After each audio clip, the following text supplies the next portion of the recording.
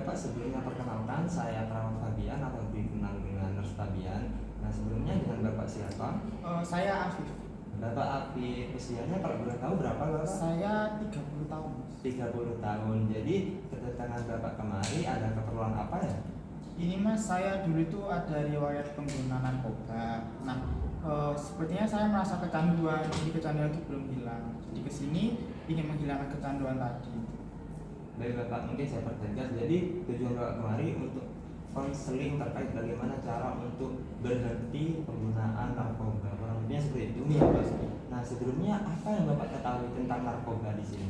Ini sih Mas, saya tahunya kalau itu obat-obatan yang bisa bikin tenang, rileks, gitu doang sih. Nah, di sini kami juga akan memberikan sebuah keterangan terkait apa sih itu narkoba.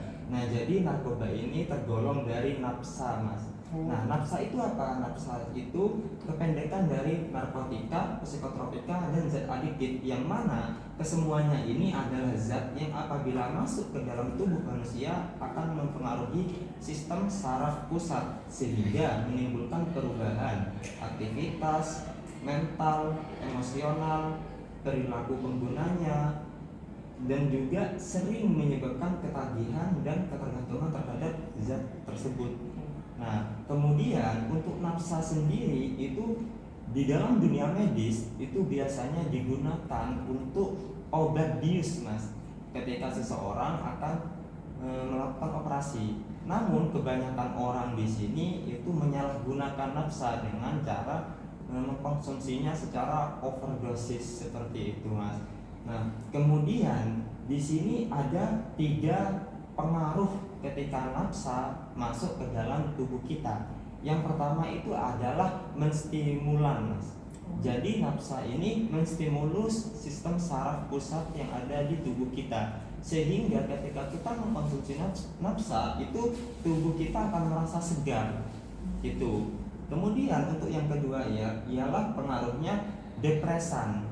Jadi ketika orang mengkonsumsi nafsa, orang tersebut itu akan merasa rileks, kemudian ngantuk. Nah, itu untuk yang depresan. Karena mengapa? Karena di situ nafsa tersebut menekan sistem saraf pusat itu. Kemudian untuk yang ketiga ialah halusinogen.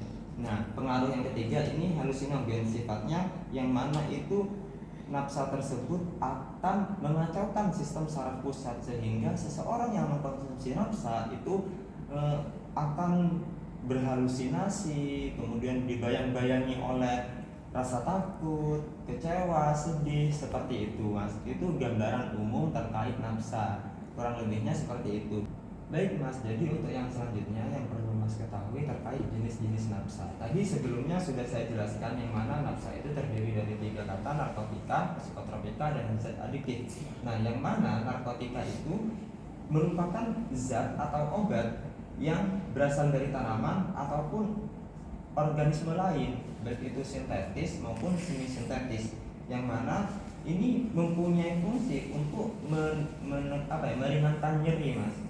Jadi itu menekan nyeri seperti itu, dan juga mempunyai fungsi untuk menenangkan. Nah, dalam contohnya di sini ada kodein dan LSD, itu untuk yang narkotika. Kemudian untuk yang psikotropika di sini itu zat atau obat baik alamiah maupun sintetis. Jadi baik alamiah ataupun buatan, Mas. Yang mana sifatnya ini psikoaktif, jadi menyerang psikologis seseorang. Jadi seseorang tersebut akan merasa misal depresi, nah seperti itu, Mas. Kemudian contoh dari psikotropika di sini ialah demoral, kemudian sabu-sabu. Nah, sabu-sabu ini termasuk dari psikotropika. Nah, kemudian untuk yang terakhir di sini dari jenis-jenis nafsa ialah zat adiktif, yang mana zat adiktif ini itu zat yang berpengaruh secara psikoaktif di luar zat narkotika dan psikotropika. Jadi ketika seseorang mengkonsumsi zat adiktif tersebut, yang seseorang mengkonsumsi sesuatu yang dimana sesuatu tersebut terdapat zat-zat adiktif tersebut, itu seseorang tersebut akan mengalami ketergantungan terhadap zat tersebut. Contohnya nikotin yang ada di dalam rokok. Nah, seperti itu, Mas. Itu dari yang jenis-jenis nafsa. Kemudian yang selanjutnya yang perlu Mas ketahui ialah bahaya atau dampak yang ketika seseorang tersebut mengkonsumsi nafsa. Nah, yang pertama ialah dehidrasi. Jadi ketika seseorang mengkonsumsi nafsa itu gangguan elektrolit atau gangguan cairan yang ada di dalam tubuh itu akan mengalami penurunan. Jadi cairan-cairan yang ada di tubuh itu akan mengalami penurunan sehingga orang-orang tersebut itu akan mengalami rasa lemas, mudah haus itu. Kemudian untuk yang kedua ialah halusinasi. Jadi seseorang tersebut akan mengalami semisal kayak dibayang-bayangi oleh rasa takut, cemas, sedih, kecewa. Nah, seperti itu, Mas. Kemudian untuk yang ketiga ialah menurunnya tingkat kesadaran. Jadi karena mengkonsumsi nafsa secara overdosis, nah kemudian seseorang tersebut akan merasa lebih rileks sehingga dengan begitu orang tersebut akan mengalami tingkat kesadaran yang menurun. Nah, seperti itu. Kemudian untuk yang selanjutnya ialah gangguan kualitas hidup.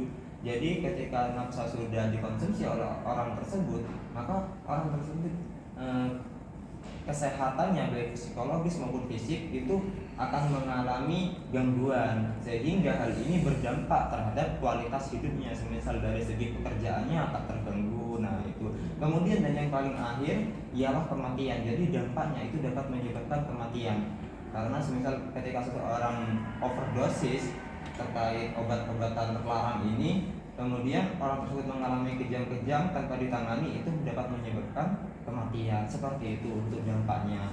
Kemudian untuk yang selanjutnya ialah upaya penghentian penggunaan nafsa. Nah, ini yang perlu Mas tekankan di sini. Jadi untuk upayanya itu ada 3, Mas. Nah, dan yang pertama ini pemeriksaan. Nah, jadi untuk Mas yang sekarang ini, nah Mas ini sudah masuk dalam kategori yang pertama, pemeriksaan. Jadi pemeriksaan ini bertujuan untuk mengetahui kecanduannya itu sudah sampai mana terhadap zat-zat terlarang ini, begitu. Kemudian tujuan dari pemeriksaan ini untuk mengetahui apakah ada efek samping yang sudah ditimbulkan dari penggunaan nafsa itu. Nah, kemudian untuk yang selanjutnya, yang kedua dari upaya penghentian penggunaan nafsa ialah detoksifikasi. Detoksifikasi ini ialah pembuangan racun secara alami. Jadi Mas harus berhenti untuk menggunakan nafsa ini, gitu. Nah, bagaimana cara mendukung Mas untuk berhenti? Nah, di sini masuk di kategori upaya penghentian penggunaan nafsa yang ketiga, yakni stabilisasi. Jadi Mas di sini dapat mengelola aktivitas-aktivitas Mas. Misal Mas dapat berolahraga dengan rutin, mengkonsumsi makanan-makanan yang bergizi. Nah, dengan begitu Mas juga dapat meningkatkan taraf kesehatan Mas, begitu.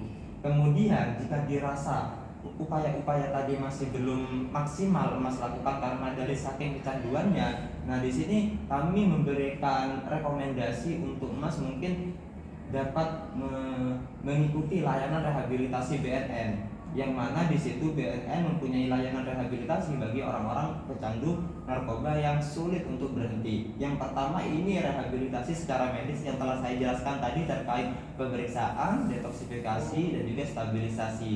Nah, itu.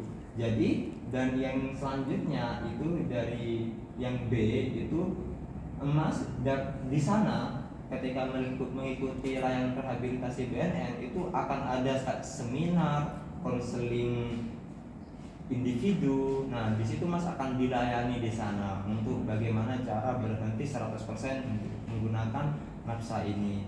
Nah, seperti itu. Yang mana hal ini semua bertujuan untuk membantu Mas berhenti secara 100% agar tidak terulangi kembali. Seperti itu.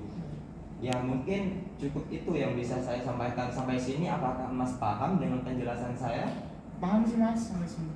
Bagaimana Mas kiranya, apakah ada yang ingin perlu didiskusikan kembali? Enggak sih Mas, nanti saya konfirmasi lagi buat rehabilitasi BNN saja sih. Ya, baik Mas. Mungkin sudah bisa dicukupkan untuk konselingnya. Saya ucapkan terima kasih atas kerjasamanya di sini. Mungkin untuk kontrolnya Mas bisanya kapan? Minggu depan saya kosong semua kok Mas.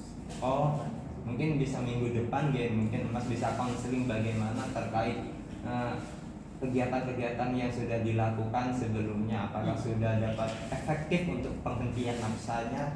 Seperti itu ya? Iya Mas. Ya, mungkin cukup itu yang bisa disampaikan. Itu dari saya. Assalamualaikum warahmatullahi wabarakatuh. Terima kasih mas. Iya.